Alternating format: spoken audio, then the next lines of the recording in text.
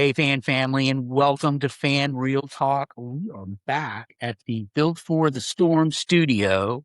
It's hosted by Jeremy Afeld, author of the book in beautiful Boerne, Texas. And today I'm real excited for this episode because it's a topic I think it's very important. And I'm joined with a good friend, Jed Mazour, who's the co-founder of the Boerne Bass Club. He's a father, he's a husband, he's a mentor, he's a captain. And so we're going to talk about what it means to be a captain today. So welcome to Real Talk. All right, everyone.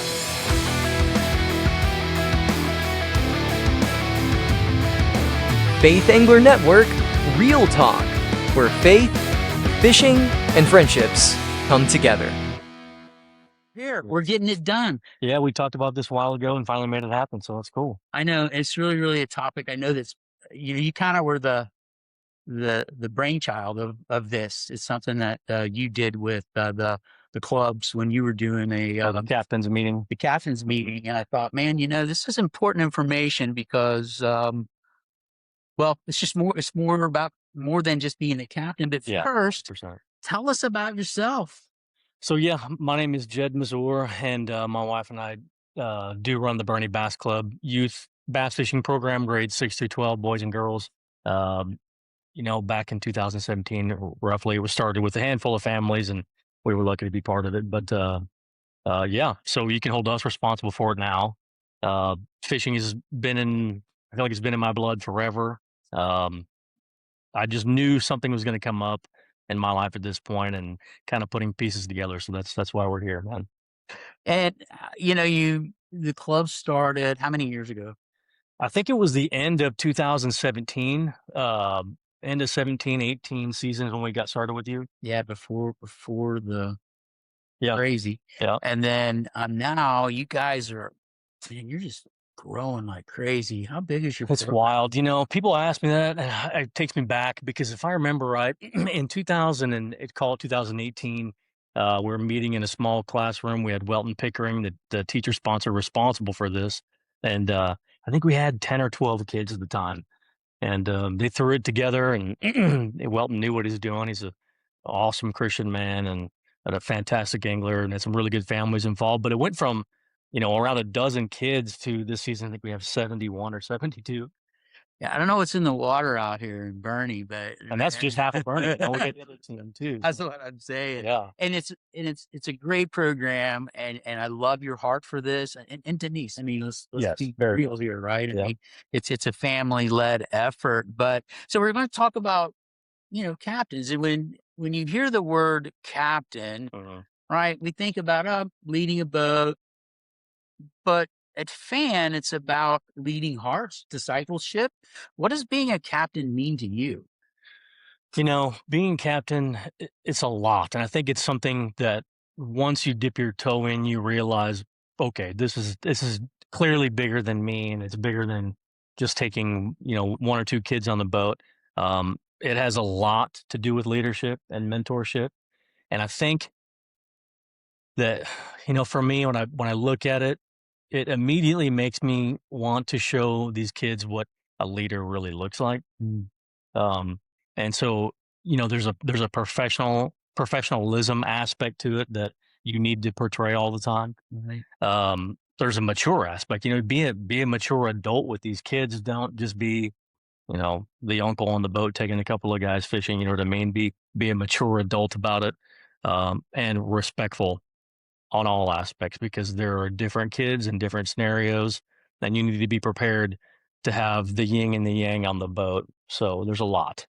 Yeah, and I love, and I try not to get ahead of myself. There's so many things that I know that you do that I think is kind of cool, with how you are a captain for your team, Yeah. and how you do that. But I agree with you, and I've said this so many times that you know really the message today is that we'll try to break it down into different things, but they're disciple. I mean, we're in the disciple making business Yeah.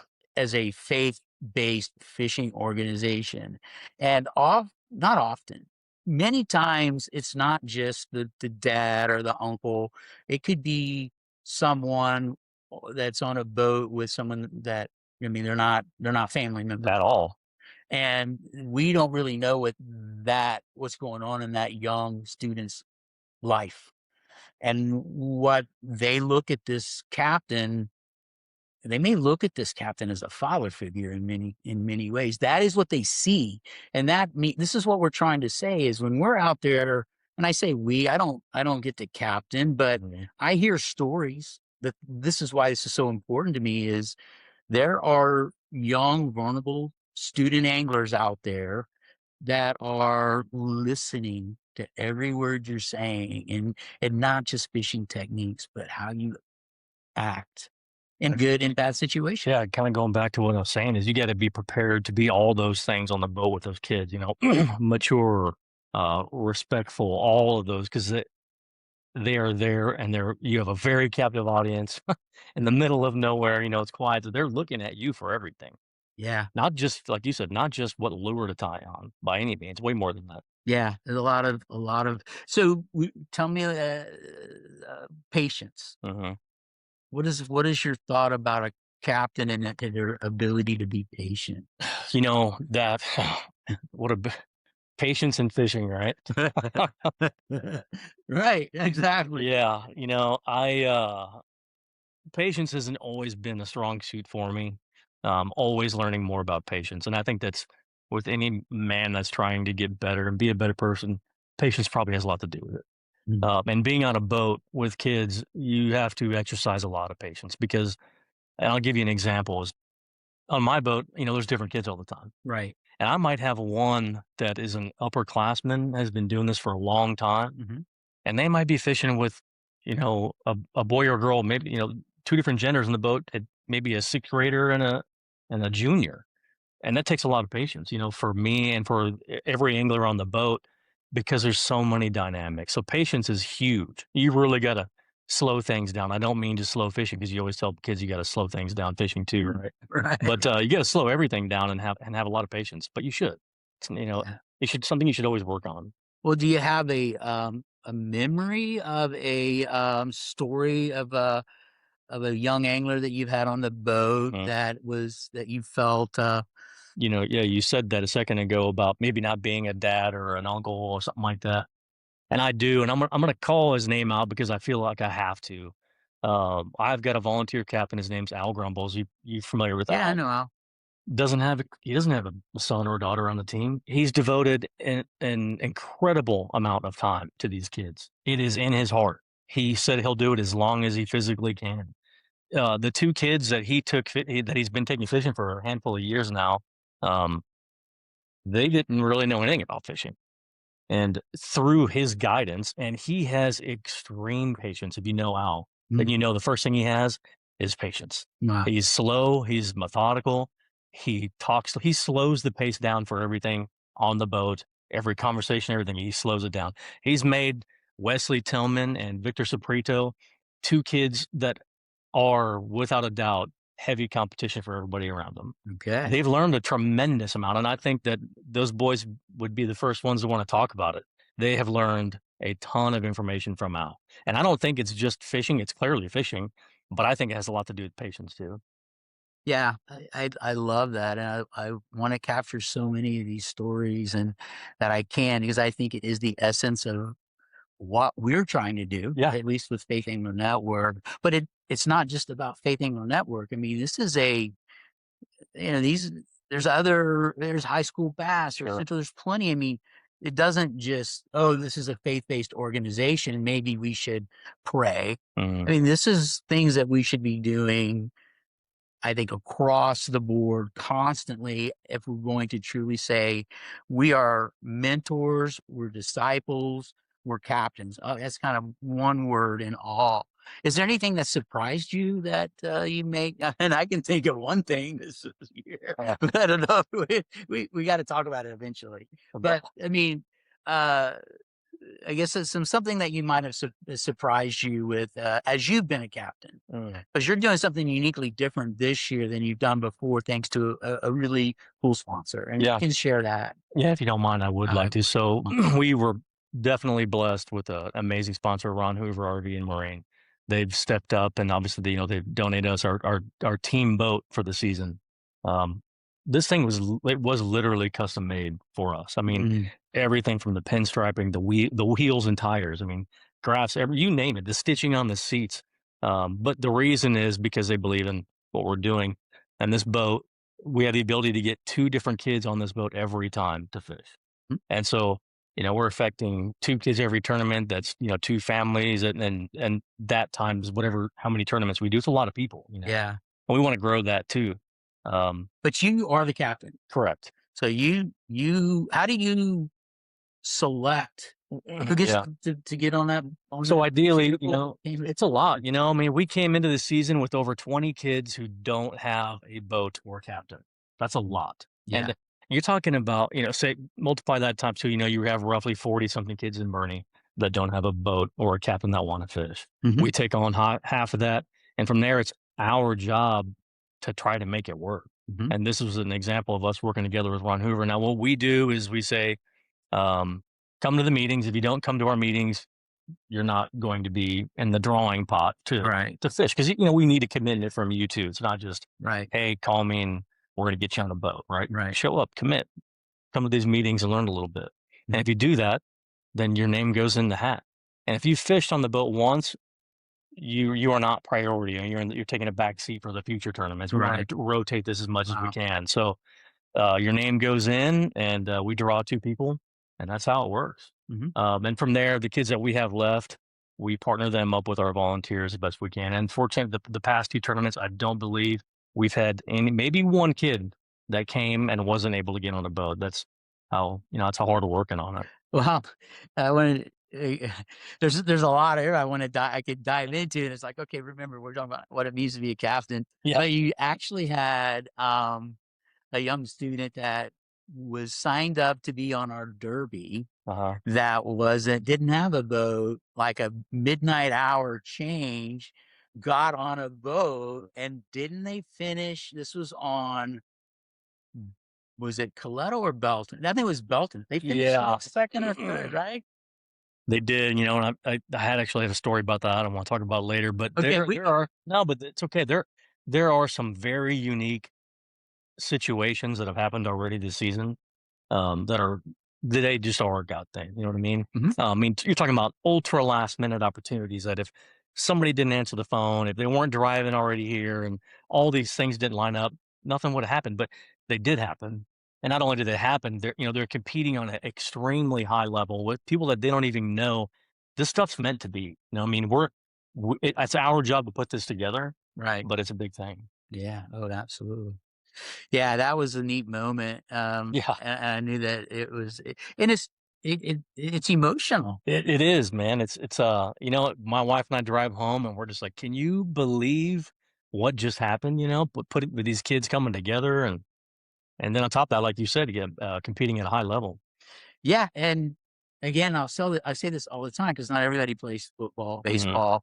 But everybody wants to belong, right? And this is a way for them to belong, because they get the jerseys. There's a Y in the road. In our lives, and it could be a direction of destruction, or it could be joy, peace, which I consider the dark road or the light road.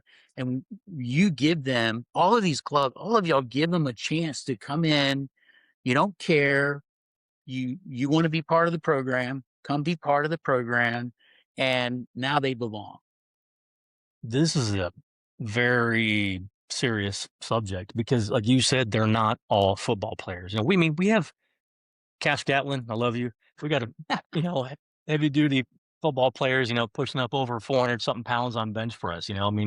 We've got kids that are very scholastic, that we have. Then we have the other side too. We have kids from different home scenarios, don't have the ability to get to point A to point B, don't have a mentor. That all they have is a desire to fish and find somewhere to belong. And I cannot tell you, and I can tell you, because I will tell you some of these stories about them coming up and saying some pretty incredible things at the end of the season that just makes you go, man, I think we did it. I think we did the right thing here. God has a wonderful way of reminding us, because I have the same thing. I Yeah. wonder, God, are we honoring you? Are we making an impact? And then you'll call me or text me, Vicky, Belinda, these people from outside, and I'll go, yeah. And that's what motivates me, Yeah. because every year there's all right, do we want to do this again? Right. Yeah. I know It's the time. feeling. But the reason we do it are for those young souls. If it's one time in a season, it's worth it. Yeah. And I think, and it's more than one time. And Oh, it's more than one time. we don't really know. And this is why this captain topic is so important, because we can't strongly stress that you need to understand what you're doing when you volunteer to captain. We're not trying to put pressure. We want to make it super easy for people to captain, but we also want people out there that goes, I think I do want to make a difference. And I want to take on I love fishing. It's my passion. Let me go be like the gentleman you talked about. And now your attitude should shift and change. Maybe it's gratitude, maybe it's patience, maybe it's less about competition and more about, what am I teaching these young, impressionable souls on my boat today? And you've seen it. I know you've got stories that I want to get into. Sure. And so, But yeah, you go, like you said on that you go from, oh yeah, I'll go ahead and lend a little time, give some time back to a couple of these kids and a couple of these families, and I'll take them out on the boat, take them fishing. But you quickly realize, you know what I mean? That it's way more than that. And I've never met a captain on my team that didn't want to come back, that didn't say, that was absolutely amazing. I want to do that again. I'm going to do that again. I'm going to give more. People don't walk away from it. You have there's no commitment. You can volunteer for one tournament, Yeah. but most of them commit to a lot more than that. I know. And I think that, again, as we're trying to talk, being a captain is, if you captain one event, that could be the most important tournament for someone. Yeah. So if you look at your schedule and you go, oh my gosh, I got, maybe it's just one tournament.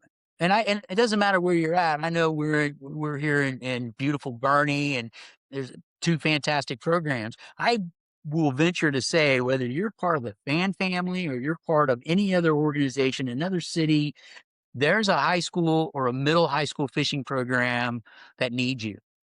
And so, without a doubt, hit us up. We'll connect you. I'll make sure I can put you in contact with someone that would be more than happy to have you get them out on the water. And so, so someone is watching, says, I love to fish, but I'm not sure I'm qualified to be a captain. What would you tell them? That I'm not either. And neither. And some of my best friends, Matt Ribel, calling you out there too, man. I know you'd say the same thing, but we are qualified for it. We're men stepping up, and that's all you need to do to be qualified, is just step up as a man and find your role, and the shoe will fit. You'll know what to do. Yeah, it's just it's the will, not the skill. That's right? That's a great way to put it. Yeah. And just I got a story that I want to share, because and this is, I've had not several, it's limited, but a couple of situations where young, impressionable, loved to fish, wasn't able to connect in school, was struggling. And mom said he just loved to fish. They loved to fish, but they were, so they fish the creeks, whatever. And there's a program. And so she said, well, you're going to go to this meeting, and to go to the meeting. And he's kind of slowly hanging out, and it's introverted, but slowly started building relationships in school, in the program, the fishing program. Yeah. Started getting connected, but was still, because they didn't have a boat, weren't able to always get on the water. And mom said, you know what? I'm going to solve this problem. She went out and bought a boat. Yeah. She bought there's a couple. I know Tilly's out there, and she's part of, I think, the Bass Club, and she's got hers. So she did the same thing. But she said, you know what? I'm going to solve this problem. So she went out and bought an old beat up skeeter, and said, "Show me how to back this thing down." She never backed. She didn't have a clue, and That's fantastic. so we were blown away. And her son and his good friend, who was also kind of in that, again, the stories that aren't easy to tell, Yeah. but she took him out and they had so much trouble. There were days they never left the boat ramp and fished because the motor wasn't working. It was broke down. Yeah. And I knew the story and I say, "Hey, how was your day? And who's your captain, by the way?" They'd roll their eyes. Oh, because mom doesn't have a clue. You can imagine 16-year-olds and mom trying to navigate who's boss and who's in control. And it was just A lot going on. Yeah, a lot going on. So they go in second. And finally, she went and bought an aluminum tractor. She said, "I'm getting a new boat. This is not going to work anymore." So I'll fast forward. Qualified for the championship, huge accomplishments.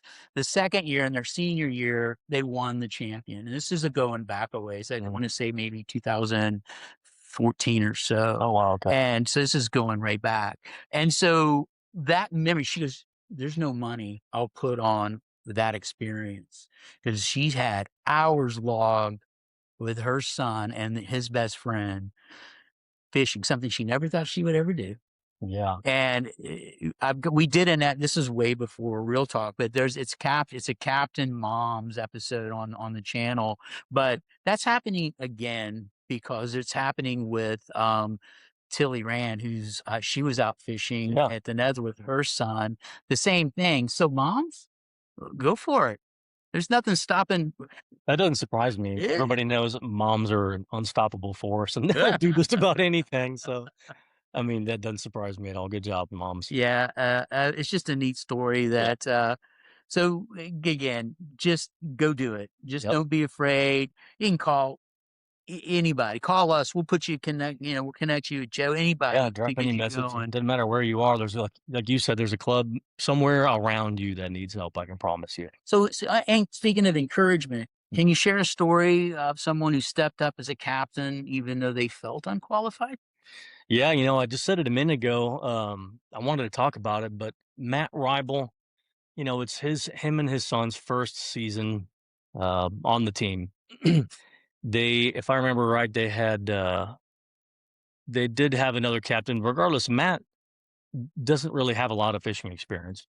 Doesn't have a boat, uh, and doesn't have a lot of knowledge really, to pass on to kids. Just like a lot of volunteers. But he stepped up. He found a boat to use.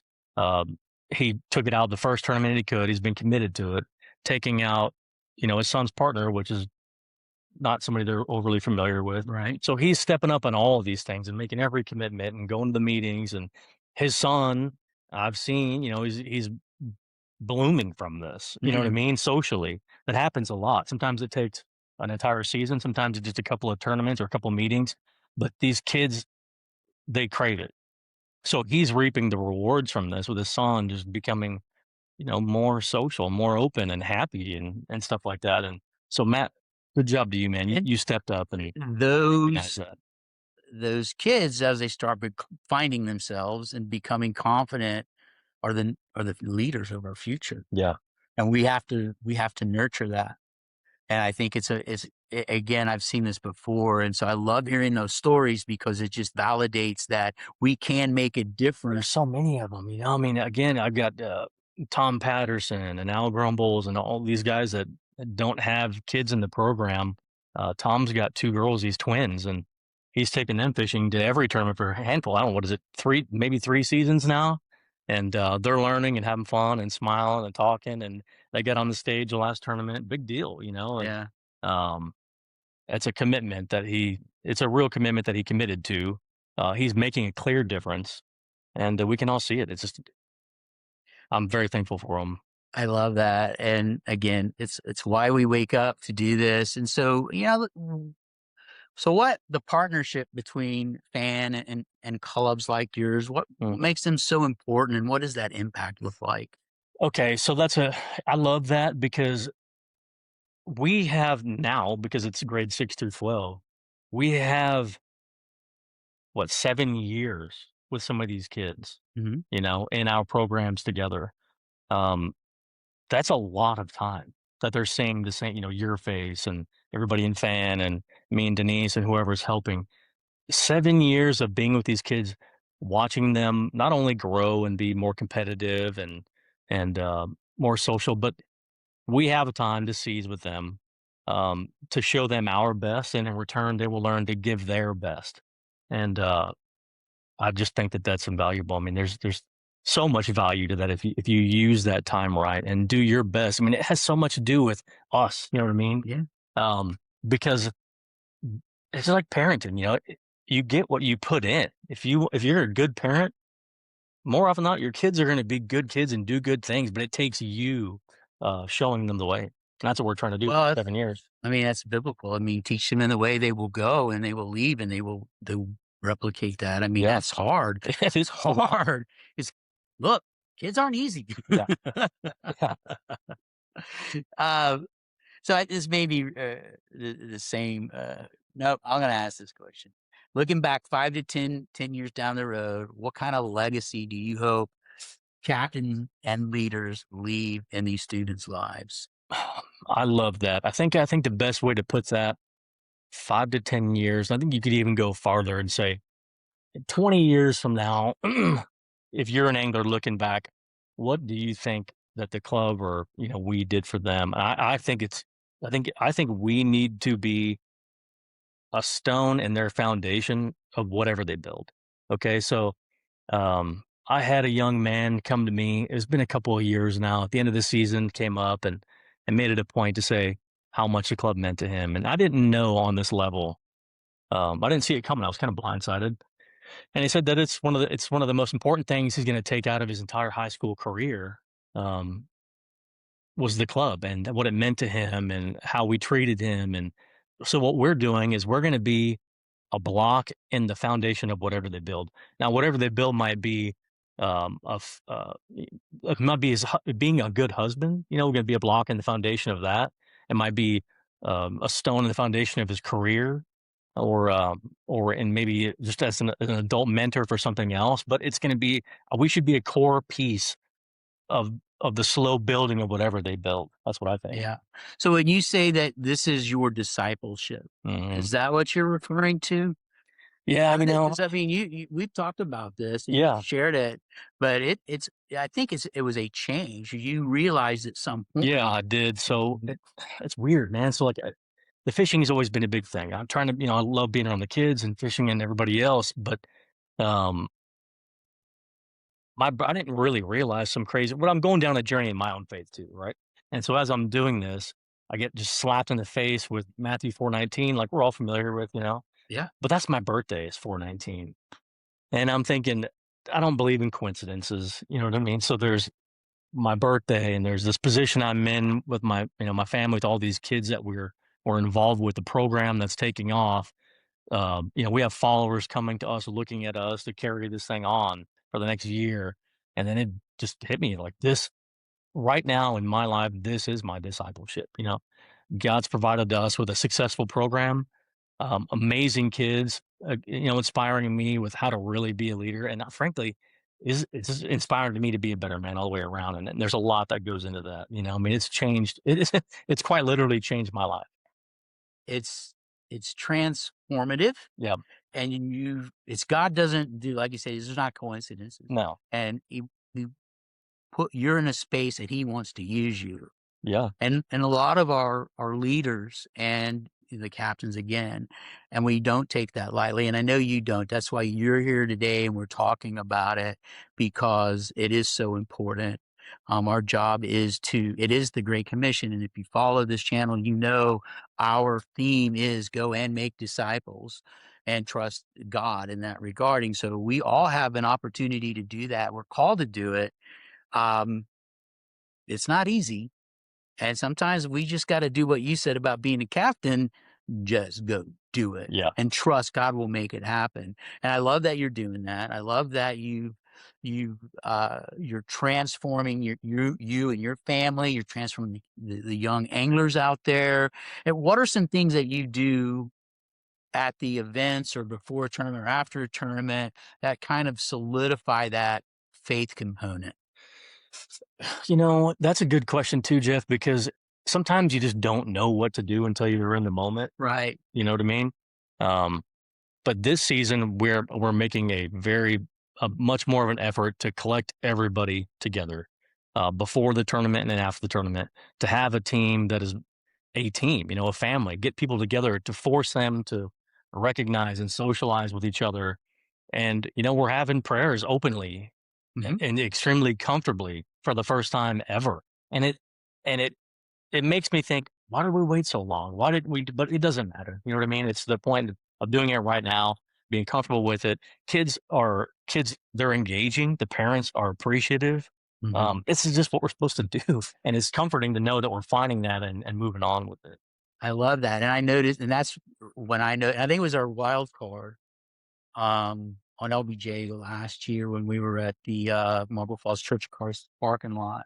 And we're kind of wrapping up. We're busy doing it. And I look over and you have your team in a circle praying. And I thought, yeah, that's it.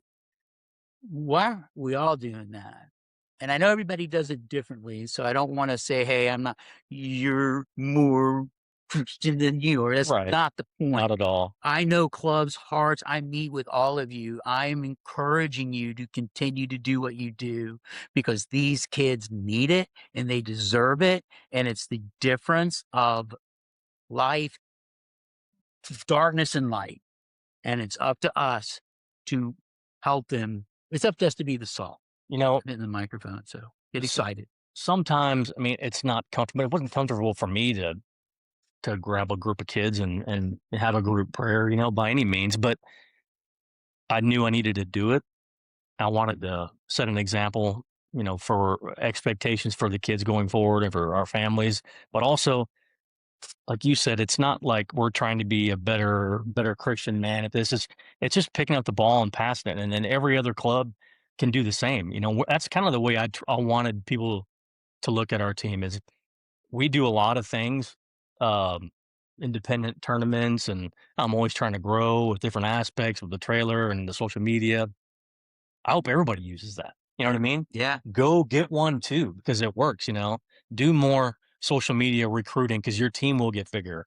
Go get comfortable with group prayers because you should be in the first place. I wasn't, but I am now, and I enjoy it. And everybody should follow suit in their whatever comfort level they want. But we're not doing these things to be competitive. We're doing this to try to set a pace for people, set a trend, I guess, is kind of a a revival. A revival. Maybe that's a better word. Yeah.